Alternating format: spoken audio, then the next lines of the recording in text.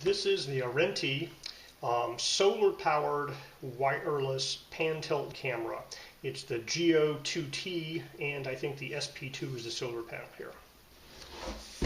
I was sent this to review for free. If you wanted to purchase it, it would cost you about $80 to $100. They haven't paid me for my review, and my opinions remain my own.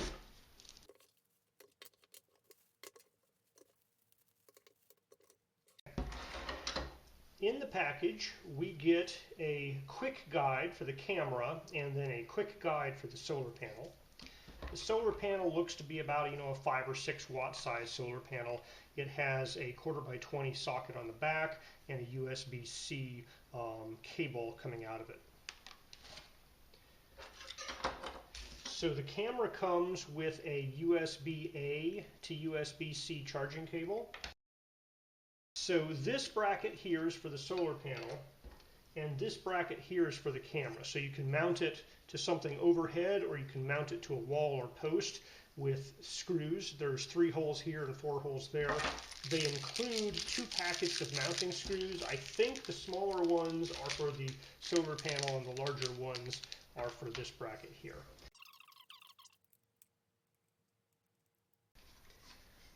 All right, so there's a little arrow here and an unlock thing on the bracket. You put the unlock thing kind of pointing towards the arrow. You twist it maybe 10 or 15 degrees and it locks in place there. And then if you ever need to remove the camera, you can twist the camera in that orientation and pop it back out of the bracket. So the camera comes with a little cover here. And there's a little piece of plastic over this guy here. It looks like there's 2 lights, the camera and the passive infrared motion detector there. On the bottom, we have a place that has labels. It says reset power and trans flash. And so underneath this little rubber plug, there is the power button, which is just a little plastic thing you push, the reset button, and a slot for the trans flash card. Now there's the DC input right here is also covered by a little rubber plug, and it is in there pretty well, and you can see it's a USB-C port there. So I believe you can charge this up and use it battery powered without the solar panel for a bit of time, but if you plug the solar panel in, that'll keep it charged so you don't have to bring it down and recharge it all the time. So it looks like this battery door has a smaller inner door for just the cable, so that if you're plugging the solar panel in, you pull this small inner door out and the cable goes through that, and that gives a little bit more seal around that cable, although this will be pointing down in the typical mounting orientation. So specifications for the solar panel say that it's 6 volts at 0.83 amps, or about 4.9 watts, and it has a 3 meter or 9 foot cable. So the specifications for the camera, this is the GO2T. The resolution is 2304 by 1296. It has a field of view of 100 degrees. The infrared distance for sensing motion is up to 10 meters, so 30 feet. And it can take a micro SD card of up to 128 gigabytes. And it is a 2.4 gigahertz Wi-Fi camera. All right, so according to the picture in the opening here, when you put in the trans flash card, the contacts of the card should be facing forward towards the camera. And so you basically just slide it into that slot there. You have to wiggle a little bit. And once it's in, there's kind of a spring resistance, so you need to push it in with your fingernail until it clicks. And it will click and latch in there. And if you need to get it out, you just push with your fingernail and it'll pop back out again. I'm going to push the power button and hold it. I heard a click, a ding, and the red light came on. And now it says waiting to connect. So I am going to install the app and get the app set up. This is the Arenti app. So I just pushed the plus button and then the add device menu option. And it has a whole bunch of different cameras you can select. I'm going to click on outdoor camera, and then the picture that most closely matches mine is this guy down here. So I'm going to click on that. It says hold the device power button to start the device. I've already done that. Please reset the device. I'm not waiting for connection. Oop, it just gave me a timeout waiting for connection. Hold the reset button for your device for 4 to 5 seconds. So the power button's in the front, the reset button is in the back. I'm going to push the reset button for 4 to 5 seconds. Resetting. Please wait. All right, it gave me a beep beep and a resetting. Please wait. Okay, I got a ding. Waiting to connect. And we're waiting for the red light to flash red, so it is flashing red. I hit next. And now I'm going to set it up on my network. Waiting to connect. Scan the code. Keep your phone 5 to 8 inches from the lens. All right, it's going to show a QR code. I show that QR code to this camera here. Connecting. And that QR code includes the Wi-Fi and the password for the camera to get set up. Please wait a moment. And so now the camera is connecting to the cloud and registering on the cloud, doing device initialization, that type of stuff. It has a little spinny thing. It says, hey, it should probably take about 2 minutes for all this to happen.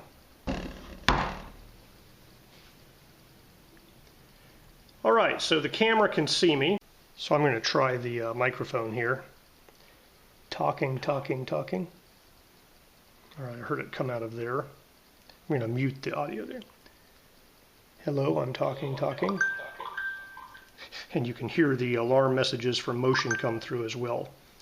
So if I unmute this guy, you can hear audio from the camera coming through my phone, but this close it causes the ringing feedback there. And then there's the pan tilt buttons here that let you move around, and you can move that camera around and have it go in different directions. All right, I think it's time for me to install this camera outside. So I go into device information. They have the device version here, and it gets the current version of the software, and then it'll also compare that to the latest version. And this particular device does need a firmware update. So it has a button that says, hey, upgrade this version. And it's going to download the file, transfer it. Please don't power off. And basically it'll go through this procedure to upgrade the firmware on the camera. All right, so it took me a ladder, a drill, and about 10 minutes to install this guy. Got the solar panel pretty close to it, so I didn't need all of the wire. I just have the extra solar panel wire going up into the pipe there. And I just got an alert notification that it saw motion, so the distance to my home Wi-Fi in the house there is working just fine with those ear antennas. Going up into the pipe there.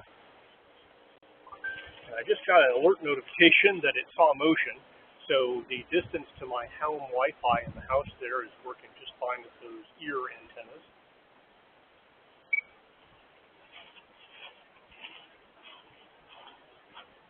Alright, so using the phone interface, I can move the view of the camera around.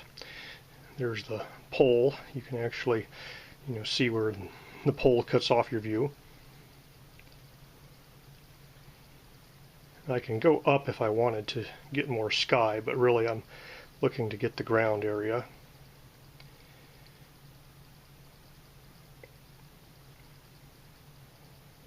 And go around, and there's the whole house. There's the other end of the pole.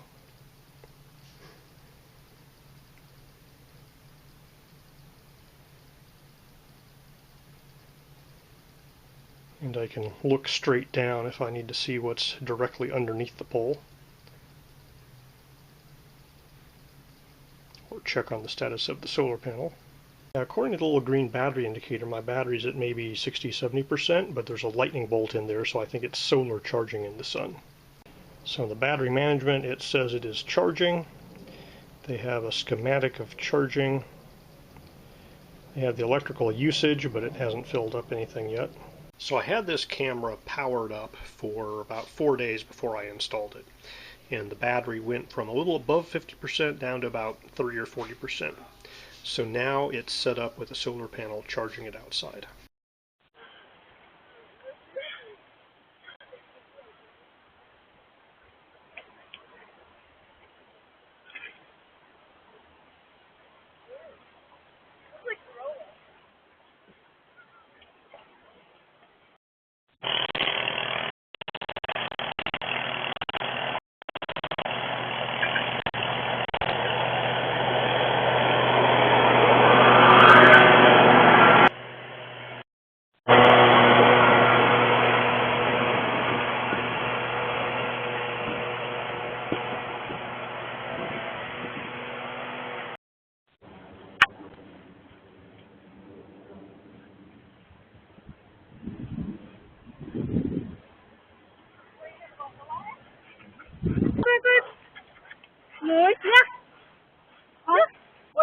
right, so the camera's been installed for about a month, and this only goes back to 1 week, but in the past week the battery's been at 100%, and the Wi-Fi signal has been, 80%. So that one solar panel out there is keeping it just fully charged. Alright, I've been very happy with the camera out there. Stays charged with the solar. The Wi-Fi has good signal strength even though it's 100 feet away or so. When somebody walks by, I get a little alert message that says, hey, it's detected motion, and then it stores the video. I'm not paying for their cloud service. I'm just storing the video locally on the micro SD card or the compact flash or trans flash card, and I can download that with my phone and watch the video after the fact, or I can take live view and move the camera around to look at things live.